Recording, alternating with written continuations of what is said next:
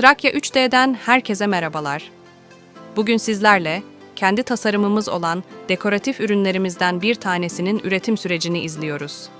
Figürümüz 3 farklı boyda üretilmektedir. Küçük boy 100 mm, orta boy 120 mm ve büyük boy 140 mm'dir.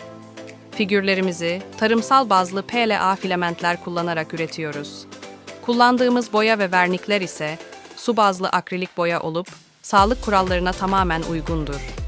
Buna benzer dekoratif ürünlere sahip olmak isterseniz Trakya 3D internet sitemizi ziyaret edebilirsiniz. İzlediğiniz için çok teşekkür eder, iyi günler dileriz.